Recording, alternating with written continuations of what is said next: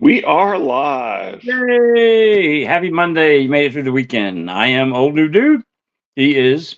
Richard York, Asher's trueborn son. Chris is waving from the floor with my probably nose in my spell book, trying to figure out who this purple guy is and where Rob went. Hope he didn't take my weapon. They were a gift from my uncle. And then Lizzie says, we tried to keep Rob safe, but he lost his head. I mean, cool. Mother Ryan, hello, family. Waiting here with some sweet tea. All right. Well, Hey, hey, hello. mother.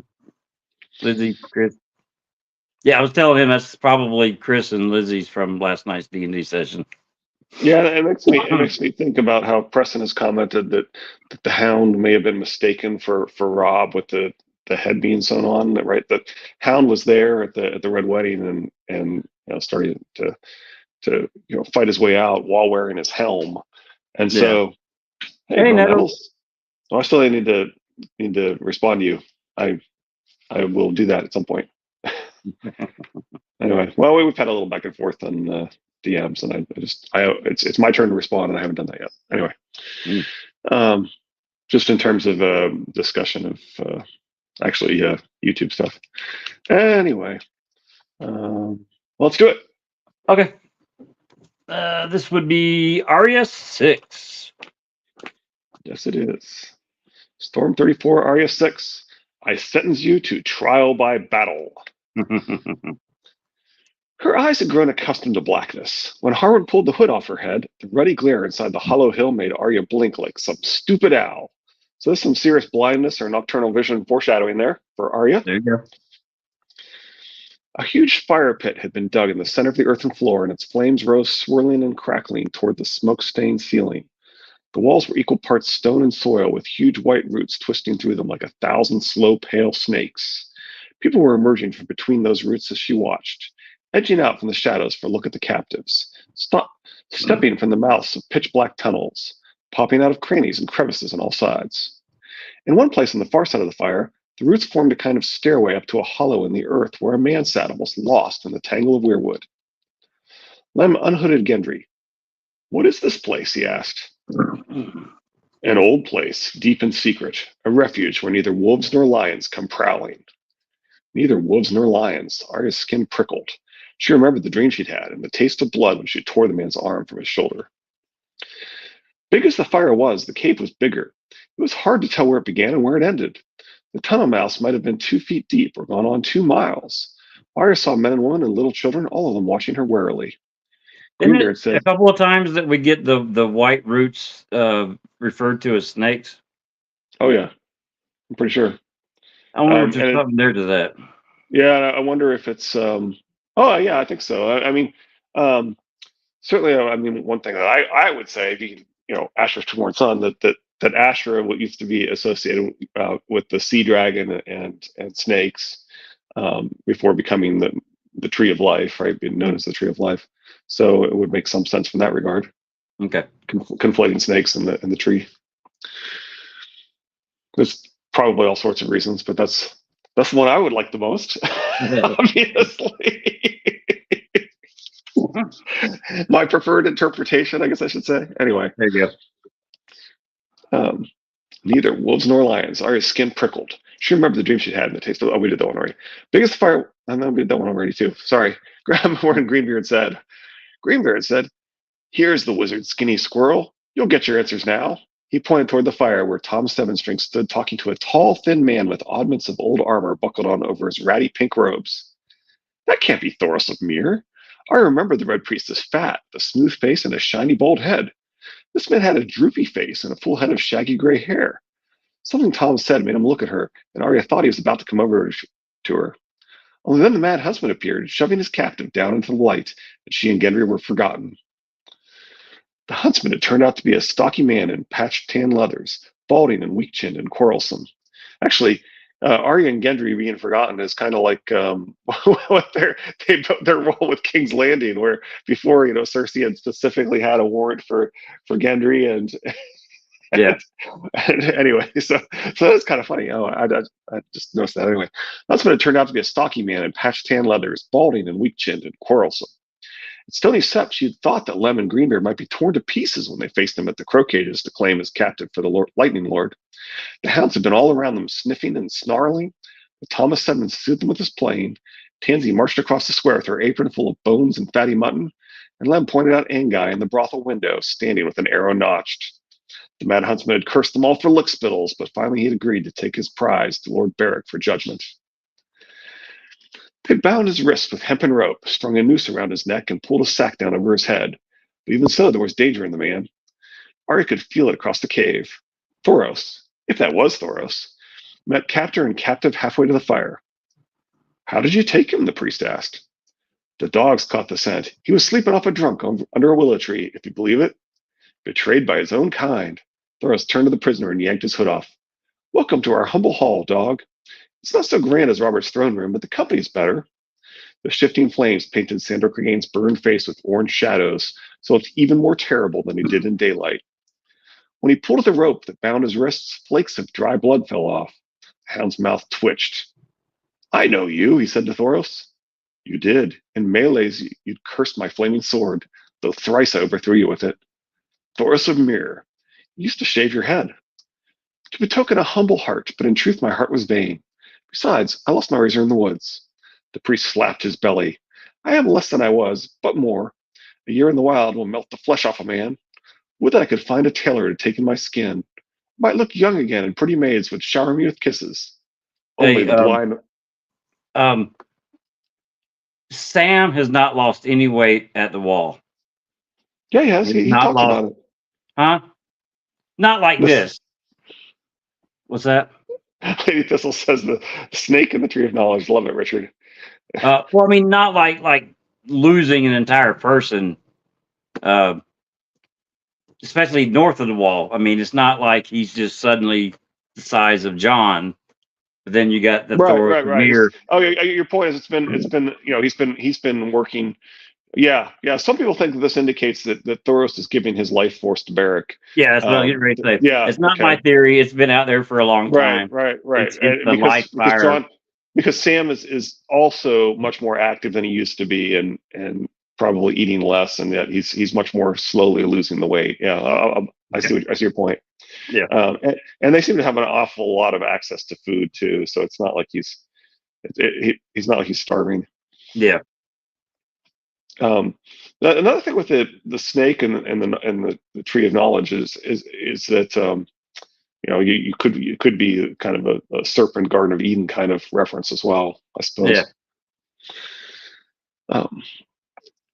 Only the blind ones, priest. The outlaws hooted, none so loud as Thoros. Just so. Yet I am not the false priest you knew. The Lord of Light is woken in my heart. Many powers long asleep are waking. There are forces moving in the land. I've seen them in my flames. The hound was unimpressed. Bugger your flames, and you as well. He looked around at the others. You keep queer company for a holy man. These are my brothers, Thoros said simply. Everybody is different too. Yeah, sure. Some people lose weight faster than others. Absolutely. Yeah. Where were we here? Lemon Coat. These are my brothers. Lemon Coat pushed forward. He and Greenbeard were the only men there tall enough to look the hound in the eye. Be careful how you bark, dog. We hold your life in our hands. Best wipe the shit off your fingers then. The hound laughed.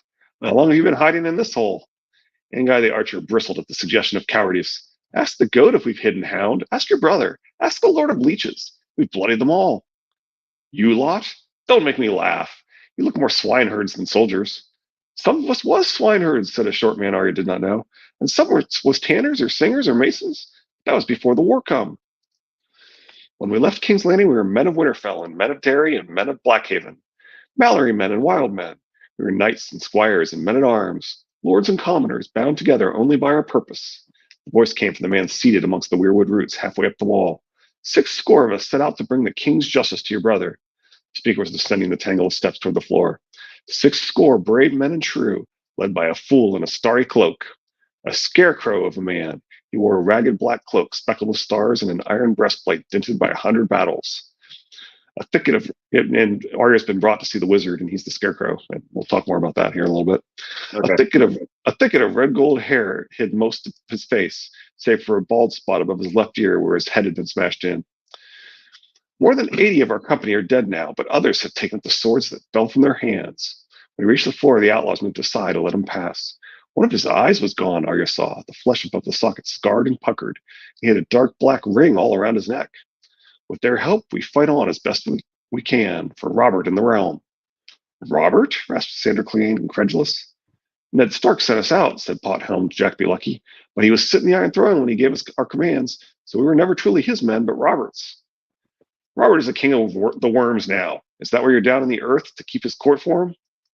The king is dead, the Scarecrow Knight admitted, but we are still king's men, though the royal banner we bore was lost at the Mummer's Ford when your brother's butchers fell upon us. He touched his breast with a fist.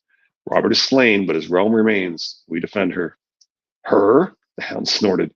Is she your mother, Dundarian, or your whore? Well, that's kind of interesting because he'll ask if Thoros is his mother, right? Are you my mother? Anyway. Dundarian? Beric Dundarian? Had been handsome, since his friend Jane had fallen in love with him. Even Jane Poole was not so blind as to think this man was fair. When Arya looked at him again, she saw it. Remains of a forked purple lightning bolt on the cracked enamel of his breastplate. Rocks and trees and rivers, that's what your realm is made of, the hound was saying. Did the rocks need defending? Robert wouldn't have thought so. If he couldn't fuck it, fight it, or drink it bored him. And so would you brave companions. Outrage swept the hollow hill. Call us that name again, dog, and you'll swallow that tongue. Lem drew his longsword. The hound stared at the blade with contempt. Here's a brave man, bearing steel on a bound captive. Untie me, why don't you? We'll see how brave you are then. He glanced at the mad huntsman behind him. How about you? Or did you leave all your courage in your kennels? No, but I should have left you in a crow cage. The huntsman drew a knife. I might still. The hound laughed in his face. We are brothers here, Thorsimir declared. Holy brothers, sworn to the realm, to our God, and to each other. The brotherhood without banners, Tom Seven Strings plucked a string. The Knights of the Hollow Hill. Knights? Clegane made the word a sneer. Dondarian's a knight. The rest of you are the sorriest lot of outlaws and broken men I've ever seen. I shit better men than you. Any knight can make a knight, said the scarecrow that was Beric Dondarian, and every man you see before you has felt a sword upon his shoulder. We are the forgotten fellowship. So if Beric is the scarecrow, which I think we've been told 3 times, and Arya was brought to see the wizard, I guess that makes Arya Dorothy. Yeah. So does that make the hound Toto? Or the lion? right, because you're right, because he's lost his courage. He lost his courage at the yeah. Oh, I like that. All right. We're not in Kansas anymore. Well, I am, but the scarecrow isn't. Send me on my way, and I'll forget you too, Clegane rasped. But if you mean to murder me, then bloody well get on with it. You took my sword, my horse, and my gold, so take my life and be done with it. But spare me this pious bleeding. You will die soon enough, dog, promised Thoros, but it shan't be murder, only justice. Aye, said the mad huntsman, and a kinder fate than you deserve for all your kind have done. Lions, you call yourselves. At Sharer and the Mummer's Ford, girls of 6 and 7 years were raped, and babes still in the breast were cut in 2 while their mothers watched. No lion ever killed so cruel. I was not at Sharer, nor the Mummer's Ford, the hound told him. Lay your dead children at some other door. Thoros answered him. Do you deny that House Clegane was built upon dead children? I saw them lay Prince Aegon and Princess Rhaenys before the Iron Throne. By rights, your arms should bear 2 bloody infants in place of those ugly dogs. The hound's mouth twitched. Do you take me for my brother? Is being born Clegane a crime? Murder is a crime. Who did I murder? Lord Lothar Mallory and Sir Gladden Wild, said Harwin. My brothers, Lister and Lennox, declared Jack Be Lucky. Good man back in Mudge, the miller's son from Donalwood, an old woman called from the shadows. Merriman's widow, who loved so sweet, added Greenbeard. Them Seftons at Sludgy Pond. Sir Andrew Charlton, his squire, Lucas Root, every man, woman, and child in Fieldston and Mouston Mill. Lord and Lady Deddings, that was so rich. Tom Seven Strings took up the count. Alan of Winterfell, Joth Quickbow, Little Matt and his sister Randa, Anvil Wren, Sir Ormond, Sir Dudley, Pate of Morey, Pate of Lancewood, Old Pate, and Pate of Sherman's Grove, Blind Wild the Whittler, Goodwife Mary, Mary the Whore, Becca the Baker, Sir Raymond Derry, Lord Derry, young Lord Derry, the Bastard Bracken, Fletcher Will, Harsley, Goodwife Nala. That's a lot of Pates. Quite a few Marys too. Anyway, I don't know that I never noticed how many Pates there were in there. Pate must be a really common name. Um, who is the Tin Man? The Hound is Toto, says Girl Nettles. Lady Thistle, who's the Tin Man? Hmm. I don't Maybe know. I don't know. That's a good Uh, question. Lemon Cloak. All right. Um, yeah, you're right. I think that's correct, actually. Uh, anyway, enough. The Hound's face was tight with anger. You're making noise. These names mean nothing. Who were they? People, said Lord Beric. People great and small, young and old. Good people and bad people who died on the points of Lannister spears or saw their bellies opened by Lannister swords. Bran is Toto. He rides in the basket. Girl Nestles, Beric has no heart. He can be the Tin Man. Yeah, okay. That's pretty good. It wasn't my sword in their bellies. Any man who says it was is a bloody liar. You served the Lannisters of Castle Rock, said Thoros. Once, me and thousands more. Is each of us guilty of the crimes of the others? Clegane spat. Might be you are knights after all. You lie like knights. Maybe you murder like knights. Lemon Jack Be Lucky began to shout at him, but Dondarrion raised a hand for silence. Say what you mean, Clegane. A knight's a sword with a horse. The rest, the vows and the sacred oils and the ladies' favors, they're silk ribbons tied round with the sword. Maybe the sword's prettier with ribbons hanging off it, but it will kill you just as dead. Well, bugger your ribbons and shove your swords up your arses. I'm the same as you. The only difference is I don't lie about what I am. So kill me, but don't call me a murderer while you stand there telling each other that your shit don't stink. You hear me? Arya squirted past Greenbeard so fast he never saw her. You are a murderer, she screamed. You killed Micah. Don't say you never did. You murdered him. Hal stared at her with no flicker of recognition. And who was this Micah boy? I'm not a boy, but Micah was. He was a butcher's boy, and you killed him. Jory said you cut him near in half, and he never even had a sword. She could feel him looking at her now, the women and the children and the men who called themselves the Knights of the Hollow Hill. Who's this now? Someone asked. The Hound answered. Seven Hells, the little sister, the brat who tossed Joff's pretty sword in the river. He gave a bark of laughter. Don't you know you're dead? No, you're dead, she threw back at him. They are both widely believed dead. Owen took her arm to draw her back as Lord Beric said, The girl has named you a murderer. You deny killing this butcher's boy, Micah? The big man shrugged. I was Joffrey's sworn shield. The butcher's boy attacked a Prince of the Blood. That's a lie, Arya squirmed in Harwin's grip. It was me. I hit Joffrey and threw Lion's Paw in the river. Micah just ran away like I told him. Did you see the boy attack Prince Joffrey? Lord Beric Dondarrion asked the Hound. I heard it from the royal lips. It's not my place to question princes. Clegane jerked his hands toward Arya. This one's own sister told the same tale when she stood before your precious Robert. Sansa's just a liar, Arya said, furious at her sister all over again. It wasn't like she said it wasn't. Thoros drew Lord Beric aside. The two men stood talking in low whispers while Arya seethed. They have to kill him. I prayed for him to die hundreds and hundreds of times. Beric Dondarrion turned back to the Hound. You stand accused of murder, but no one here knows the truth or falsehood of the charge, so it is not for us to judge you. I used to be offended on Arya's behalf here, but if Arya is no one and also not supposed to judge, then maybe the sentence is actually kind of perfect. I mean, he really means that in our group, right? Arya's not really in their group, so none of us is referring to the Brotherhood, but still, yeah. it just kind of annoys me. Like no one here knows the truth. Here can mean in our group, but anyway, and that's probably the correct way to take it. But well, I mean, chances are they're not willing to kill a man on the words of just one child. Right. But anyway, no one here knows the truth. It's not for us to judge. It's kind of perfect if she's no one and not for her to judge. But anyway. You point that out. George does that a lot. Yeah. I confess it was me. So, yeah. Sure. Only the Lord of Light may do that now. I sentence you to trial by battle. The Hound frowned suspiciously as if he did not trust his ears. Are you a fool or a madman? What madness is this? Neither. I am a just lord. Prove your innocence with a blade, and you shall be free to go. There's multiple times in this chapter where they say victory would prove him innocent. Yet Thoros will actually deny this when he comes back seeking his gold. So Mhm. anyway, just wanted to point out an inconsistency there. Okay. But people are inconsistent. That's realistic. Yeah. No, Arya cried before Harwin covered her mouth. No, they can't. He'll go free. The hound was deadly with a sword. Everyone knew that. He'll laugh at them, she thought. And so he did. A long, rasping laugh that echoed up the cave walls, a laugh choking with contempt. So who will it be? He looked at Lem Lemoncloak. The brave man in the piss yellow cloak? No? How about you, huntsman? You've kicked dogs before. Try me. He saw Greenbeard. You're big enough, Tyrosh. Step forward. What do you mean to make the little girl fight me herself? He laughed again. Come on, who wants to die? Funny you should ask that.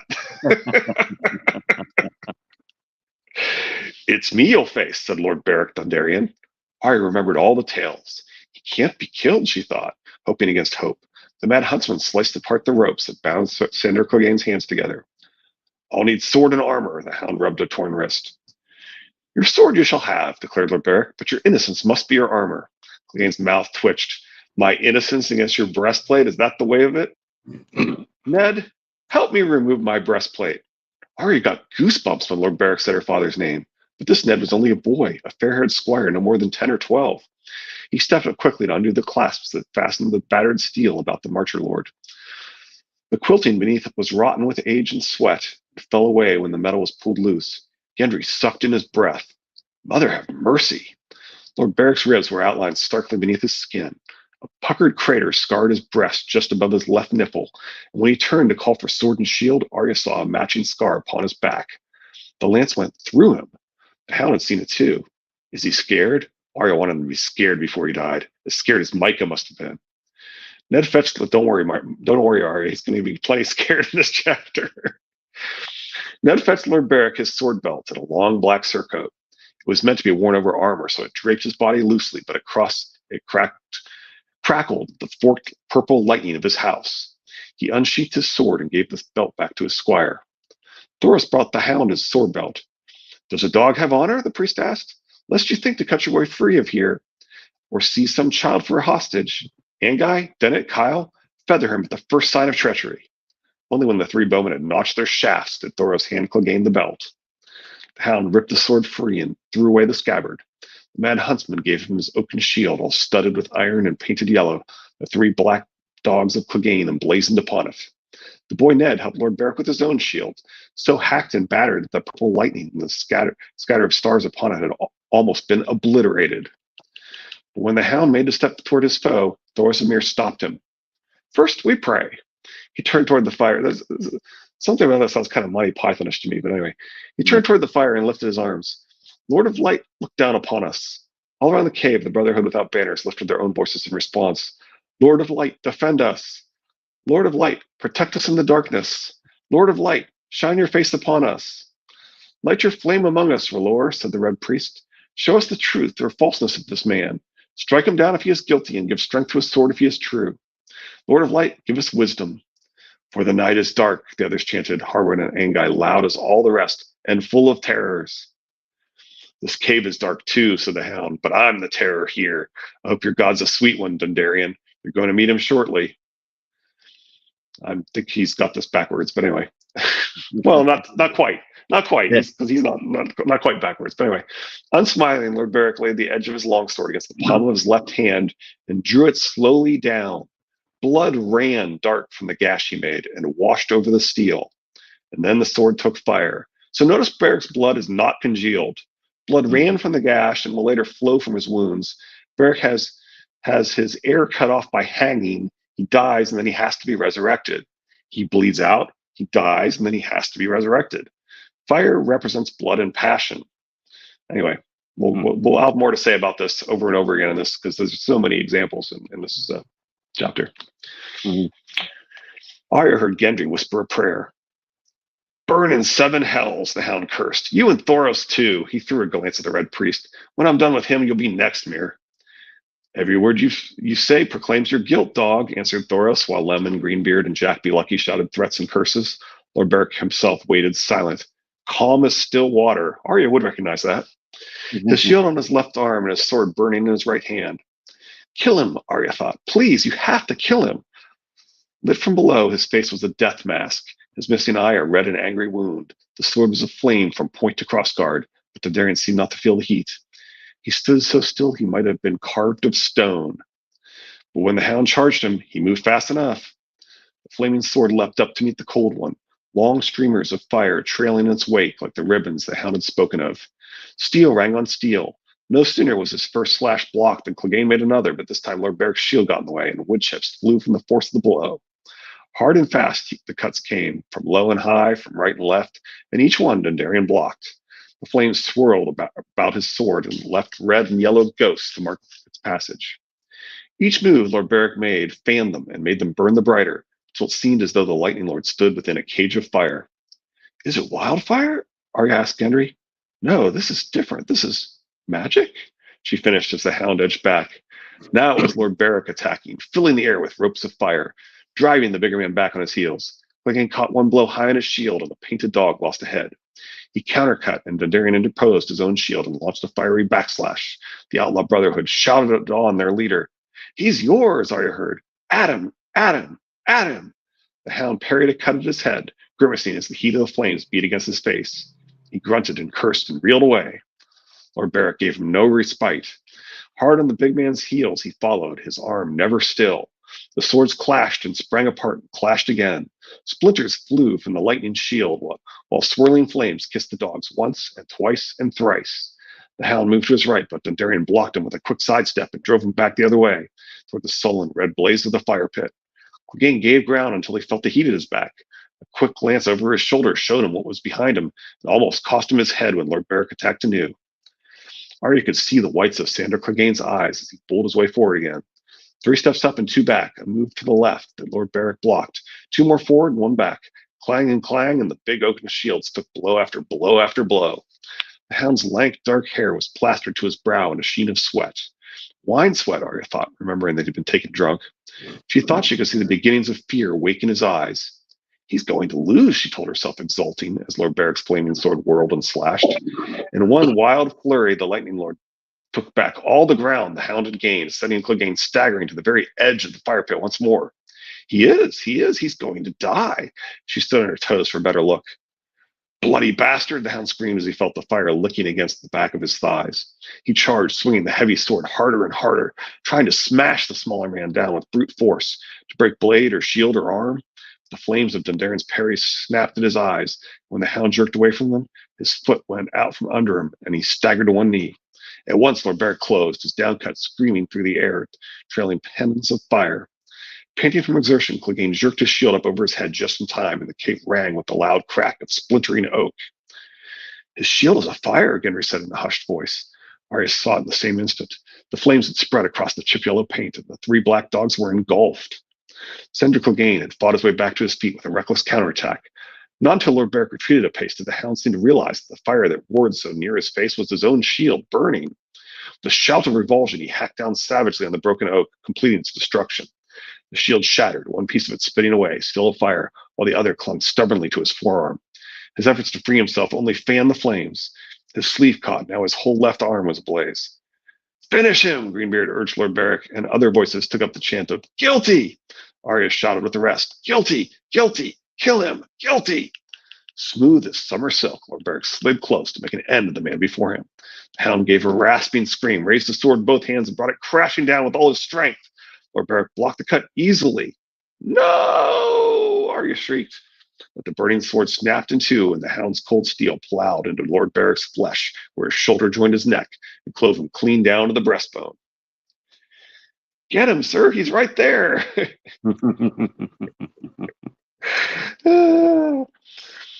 So Tobamot was right. Without Valyrian steel, you really do ruin the sword.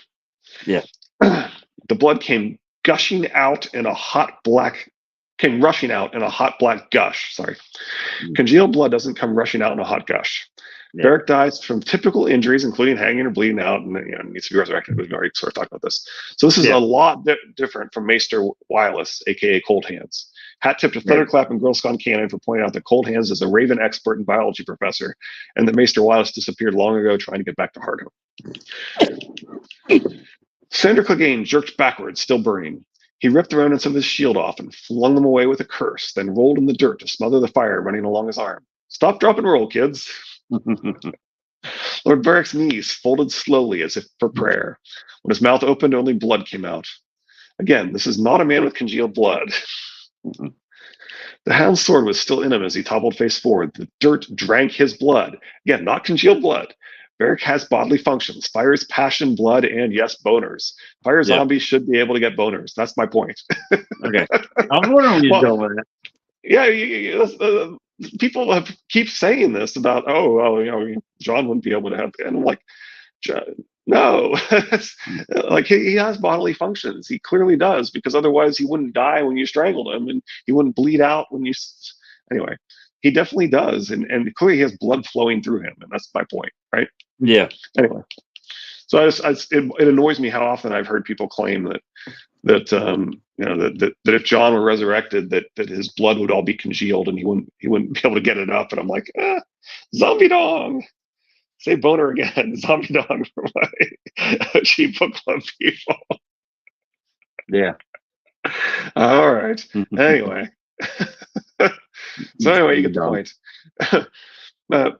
Beneath the hollow hill, there was no sound but the soft crackling of flames and the whimper the hound made when he tried to rise.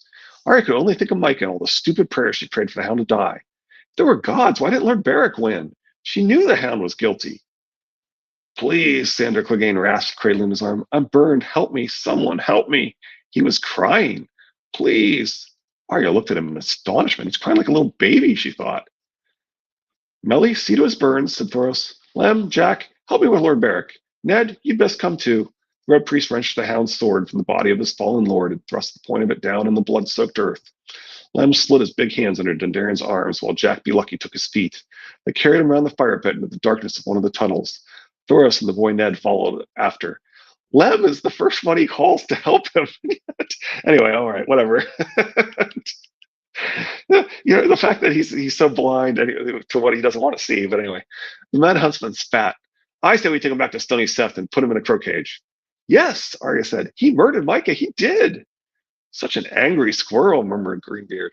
Harwin sighed. R'hllor's judged him innocent. Again, we're told he's innocent, but Thoros will contradict this in a later chapter. Mm-hmm. Who's R'hllor? She thought. She couldn't even say it. The Lord of Light. Thoros has taught us. She didn't care what Thoros had taught them. She yanked Greenbeard's dagger from its sheath and spun away before he could catch her. Gendry made a grab for her as well, but she had always been too fast for Gendry. So that could foreshadow her not staying with Gendry at the end of the series. Yeah, it's true. She'd always been too fast for Gendry. Anyway. Tom Seven Strings and some woman were helping the hound to his feet. The sight of his arms shocked her speechless. There was a strip of pink where the leather strap had clung, but above and below the flesh was cracked and red and bleeding from elbow to wrist. When his eyes met hers, his mouth twitched. You want me dead that bad? Then do it, wolf girl. Shove it in. It's cleaner than fire. Bane tried to stand, but as he moved, a piece of burned flesh sloughed right off his arm. His knees went out from under him. Tom caught him by his good arm and held him up. His arm, Arya thought, and his face. But he was the hound. He deserved to burn in a fiery hell. The knife felt heavy in her hand. She gripped it tighter. You killed Micah, she said once more, daring him to deny it. Tell them, you did. I did. His whole face twisted. I rode him down and cut him in half and laughed. I watched them beat your sister bloody, too. Watched them cut your father's head off. Lem grabbed her wrist and twisted, wrenching the dagger away. She kicked at him, but he would not give it back. You go to hell, hound, she screamed at Sandor Clegane in helpless, empty-handed rage. You just go to hell. He has, said a voice scarce stronger than a whisper. When Arya turned, Lord Beric Dondarrion was standing behind her, his bloody hand clutching Thoros by the shoulder. Up next, Storm 35, Catelyn 4, The Funeral. Wordless, Edmure thrust the bow at his uncle. They do Edmure dirty in the show. Yeah, that's true. This chapter definitely points to the differences between Firewhite and I. Oh, what's it say? It says, "Oh no, how will he be in shape to fight Brienne?" Well, that doesn't really matter because Lady Stoneheart doesn't give trials. Yeah. So, and yeah, Lizzie's agreeing that they do Edmure dirty. Yeah. But you definitely see the difference between Firewhite and an Ice White. Yeah. We don't hear about the hands being black. Right. And you're right. It's got to have life in the body for someone to be hanged and the oxygen being cut off. Right. For and him there to has to die be from a these pumping injuries. heart, for the blood to actually come out like that. Right. For him to die of these injuries, he has to be alive. Yeah. With the fire whites, I agree. I think it is the life fire that is exchanged that keeps giving them Well, the spark to return. But as the fire diminishes, so did they. and you know the whole point and we've heard stories about an ice white to be able to conceive, right? Oh yeah, that's a good point. Right. Yeah, We've heard, all right, one interpretation at least of the whole Nice ice King river. story. Yeah, No, you're right. I mean, well, we don't really know what she is, whether she's an albino. She's a people say that maybe she's like Melisandre, but for ice magic or something. Um, so maybe she's not actually an other or white. Yeah, we don't know what she is exactly. right. Um, but your point is valid, right? That we have something there. Yeah. So Well, I something mean, strange. whether that was an actual magical conception or was it a regular conception or a bit of both. Yeah. Well, we don't really know what's going on. Yeah. Obviously, it's Like I said, I told you 8,000 years earlier, ago or whatever. anytime it happens off the page, we don't know. Well, especially with these myths that are supposed Yeah. to be sort of changed over time and the truth lost, but hopefully the spirit of it remaining. It's a very cold conception. Did people base that opinion on something Jerem's? Yeah, he did. He said in an interview. I don't know exactly what he said, but I know people reference it. Yeah, they do. But that's kind of my point is that when he's speaking in areas, sometimes he's speaking off the cuff and not remembering how his own work works. So yes, he apparently said that he said something about how I don't know, but you're right. People keep claiming that George has said that Beric doesn't have bodily functions, which doesn't make sense because No. how would things kill him then? Yeah. So anyway, Agreed. Well, I think it's a lot of times in those interviews, especially if it's a question that that didn't anticipate, he right, tries to be clever or cryptic right, or right, or yeah, I yeah. mean, There's some I don't answers know. that he gives Sometimes over and over again. I don't like the interviews that he gives because you don't learn anything really. Well, you do if it's the things that he tells you over and over again, right? He's deliberately chose Yeah, the Scarlett O'Hara thing. It's very deliberate because he said it multiple times. So there's answers that he has right. prepared and there's answers that he doesn't have prepared. He doesn't take food or drink that Arya sees. So because she hasn't seen it, doesn't mean it isn't happening. Nobody saw Arya make her water for a long time. LOL. He doesn't eat, but he does have scars from his injuries, right? Which implies healing of some kind, right? Exactly. Um, yeah, yeah. So it is interesting that he's this weird hybrid of a living and zombie and thing, but Well, I mean, he I has could to be for that. see Yep, to work. George working with the congealed blood with the black ring around his neck, um, but it's not enough to American Wolverine. Because we're in mystery solved. Well, I mean, a black line around his neck does not automatically scream congealed blood. I mean, there's too much other going on for there to actually be congealed blood. Yeah. I mean, the blood might be black. I mean, the heart might not be. I mean, with the fire white, if we're assuming that life is life, the life fire brings them back, and if the person, I think it was Preston or somebody, I forget who it was, but like the first time they bring them back, they're like 95% of what they were, and then it just keeps getting less and less and less. Well, the first time he comes back, he's pretty much, I mean, like right back where he was. Um, I don't know. It's just I can't see. I do like how we're suddenly being told that he wants to die with the wording there. Which he wants to die. It's Yeah, me.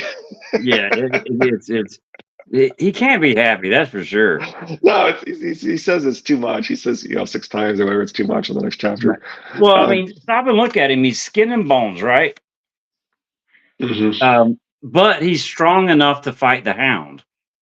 Oh yeah, So, yeah. I mean, even as which If makes his you sword think, doesn't, if his sword wasn't failing from the fire, it seems like, as for example, if it had been Valyrian steel. Although people would, I mean, if it had been Valyrian steel, he probably would have fought better because he would have had a lighter sword and so and lighter, yeah, better, and stronger sword. But anyway, I think the idea is that if you're using lore magic from being a fire zombie, you're supposed to have a Valyrian steel sword. probably. But forgot what I was going to say. But I mean, yeah, he's skin and bones. He's strong. What was his strength when he first came back the first time? Was it the same as it always been? The strength never diminished, no matter Or maybe he's how much. stronger. Right. That's my point. Um, Yeah, because if John is he brought didn't back do with that great. fire, yeah. If John is brought back with fire magic and he's a fire white, is he a lot stronger that first time than he originally was? Which Because we've seen. he boasted a lot, but he didn't actually do that much at the tourney. Well, I mean, we've seen the super strength in John periodically, like leaping onto the horse and not knowing how he was able to. He lifted a man off the ground. The fight Thor, in the yard where he got hit in the head. I mean, we've seen Thoros, some. Thoros, on the other hand, is like, Thoros, on the other hand, was one of the one. He went way far in the joust and won the melee. Right? Right. He's kind of a, well, you have to be a pretty good swordsman. I mean, a pretty good horseman to enter the melee with a flaming sword and not have your own horse panic, right? So he has to be really good with his horse. Yeah. So the fact he's one of the best jousters, in addition to being the winner of the melee, is probably not that big of a surprise, considering in both cases it's probably more horsemanship than it is sword fighting. Although I'm pretty sure if you won the melee, he's also pretty good with the sword fighting. Yeah. So I mean, with Fire White, the body is diminished, but the physical attributes don't seem to be diminished at all. He's fast. He's strong. I mean, like we said, Yeah, if the sword hadn't like, snapped, he would have won. He would have beat the right. He's, Hound. he's fighting. He's fighting a really good fighter. One of the people that was often on the people's best lists. Yeah. He beats him, except that his sword except that his sword breaks. Right. Right. So he wasn't. And there's a reason why he wasn't usually on people's list of best fighters, because he seems like he's just a braggart when we see him in the tourney. Right. So that he's not actually that good. He's just boastful. So Yeah. the implication is that, like, I think what you're saying is it seems like he's magically stronger and faster than he used to be. Yeah. That's what I'm thinking. Yeah. I mean, he's just able to push his body further because Which it's then actually a magical life fire, not his original. which that which which then implies that John will be potentially a much better fighter afterwards. Yeah. Sorry about Yeah. Same here. that. But yeah, I think John, if he's brought back, if that's the way that he's brought back, he should be a lot more than what he was before he died. So what are you guys talking about on Wednesday? Alaris, Sorella, and was Danny pregnant at the end of the books and have a miscarriage? Okay. Cool. Which And you, of I'm course, assuming have that. different. You're going to talk about Aegon. Well, I mean, I've thrown it out there. I mean, I don't shy All right. away with what my original thought was when I first read about the character and everything, and the reasons why I thought that. But am I right? Probably not. But I mean, that's one of those I can let go. I mean, it's okay. I got no skin in the game on that one. Yeah, that way back, and apparently way back around the time that Clash came out, George had said that he'd been asked whether the kids were really dead, and he said Rhaenys really was dead, but I can't tell you about Aegon yet, or something like that. Or you'll have to keep reading for Aegon, or something along those lines. So he implied he way back, and of course those 3 books came out a total of like 4 years apart, right? Yeah. Um, so so he was almost certainly already thinking about Aegon and potentially John Cunnington back then, right? And that's part of the reason why people think that the Hand of the King was probably named John, but probably wasn't the John that we think initially of when we're reading the Game of Thrones, when they're talking about how one hand could die, and so they may have in fact been talking about recruiting Ned to their cause Right. rather than killing him, right? And when you read it, you're thinking that they're talking about him dying the way John Aaron died, and of course because you're supposed to not know who killed John Aaron, and so you're thinking maybe that means they killed John Aaron, and it's like no, they killed John Cunnington, and they want to kill Ned in the way they killed John Cunnington. Well, that's the beauty of the. I know George's writings got him into a real pickle with what you call the weeds of winter. But when it's a title like the Hand or the King or a name that's used several times, you have to pay close attention to the sentence and what's being said to fully realize who the hell they're talking about. Yeah, Because in one paragraph, they could be talking about one person, and George can flip the script in the very next paragraph and you not catch it. And Lady Thistle says, in theory crafting and all things analysis, we must needs harness our inner Jon Snow and remind ourselves that we know nothing. Exactly. Definitely. But it is interesting that he was always thinking about Aegon the VI, not really being dead, or potentially people later believing that he's not dead, or something along those lines, right? So he'd always intended something to happen there with, of course, I think he'd always intended somebody who wasn't Aegon to claim to be Aegon, but I think the Aegon is still the son of Rhaegar. Yeah, that's true. I mean, anyway. It doesn't matter which son is still the son of Rhaegar. Of course, I think we could always mention, my favorite saying, which is that George intends multiple interpretations to be true. So him confirming one may not rule out the alternative. Yeah. Well, as I was telling Drew, Chris's friend, George has the reason that he's written himself into the pickle that he's got is he's given us no closure on anything. Not really. There's no closure to any theories, any theory crafting that's been going on from the very first book. He's given us almost nothing. He's left everything open. Most everything. I mean, a shit ton. Yeah. And I get that he likes mystery, but he needs to. Yeah. I mean, he would probably have an easier time right now if which I know it's all a domino effect, that once one theory falls, right, it's going to follow another theory and follow another theory.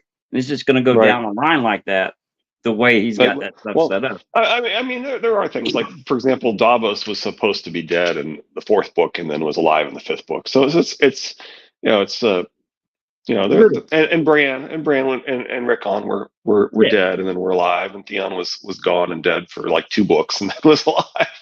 Yeah, but that's not. I mean, 3 books. I guess 3 books, right? Yeah, those are minuscule compared to the other stuff that's going on in the books. Sure, there's plenty. There's more that hasn't. It's a minority of these things that get resolved, is your point. So anyway, I like the idea that Mummer's dragon makes us think he's not a real dragon, but he could also just be a reference to Varys. But could also be just a reference to Varys. Yeah, absolutely, Lady Thistle. It's perfect word choosing by George. There's 2 things that can be correct about that one phrase. That he's just. It's not even technically a phrase. It's a picture of it's a vision of a Mummer's dragon that Danny refers to as a Mummer's dragon. Right.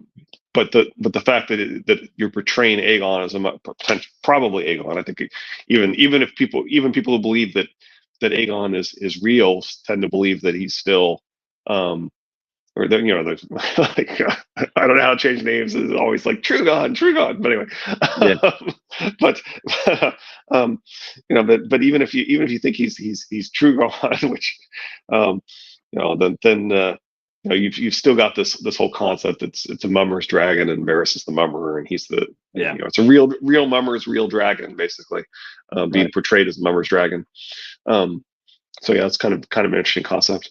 I mean, stop to think about it. Any Targaryen, whatever, if they're going into King's Landing, what is on top of a bunch of poles when they go in? Their banner, right? And the banner is the poles are going to be holding up cloth dragons. So, I mean, that's to be said with any Dragon King. Yeah. There really is a whole lot of I mean, see Trip Guys episode 3, but there really is a whole lot of symbolism that's not orchestrated by Varys and Illyrio that says that he's legit, right? There's I tried to list some of it. I actually missed one or two big ones too, because I don't think I even mentioned that the young dragon speech, right? I don't think I even mentioned the young dragon speech in there, but that's a pretty obvious one, right? That he gives the so in the history, right? The young dragon says I'm the only dragon you need, right? Yeah. And he does the same thing, right? He gives almost identical speech. Yeah, I mean, on some of those, I think that there's too many similarities that George has gone too far, giving us clues. Yeah, it's like you say, everything always confirms what we already believe. Like for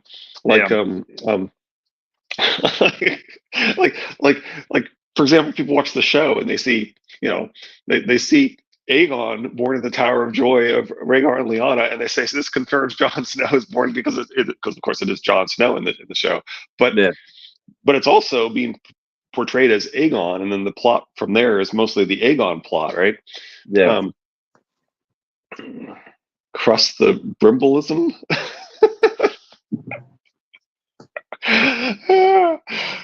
Anyway, and my favorite one is, I think my favorite example is we see the primary protagonist at the beginning of the story in House of the Dragon fake her spouse's death in order for a political marriage, and then Preston goes, "This confirms my theory that Quentin is alive." I made a hard time keeping all the bribbles straight. Makes crust difficult. But I thought it was hilarious that he's like, this proves my theory that bird bones prove nothing, and I'm like, okay, it's pretty much a portrayal of the Order of the Green Hand, but okay. All right, well, let's wrap it up. It's Monday. Yeah, we've been chatting for a while. That's it. I mean, it's a pretty good chapter. I mean, like I said, it shows you the difference between fire whites to ice whites. Absolutely. Differences. He still writes the Hound as the Hound, regardless of whether it's in a Sansa chapter or an Arya chapter. That's what I kind of like. Definitely. The Hound is the Hound. So I mean, he's one of my favorite, even though Pod hates him. But all right, Wednesday will be Theory with Lizzie and Lady Thistle. Sorella, Alaris, and was Dany pregnant at the end of the books and had a miscarriage. So that's Wednesday. That's our hump day. And then Friday is did you say Cat? Yeah, it's the funeral. It's the I like Edmure's joking at the end, where he's like, I thought I'd face the Kingslayer in single combat, or very well, I wed the wench as amends. There you go. All right. Well, I appreciate everybody for joining us, and we will see y'all on hump day. Y'all be good. Take care. Bye. Bye, Richard.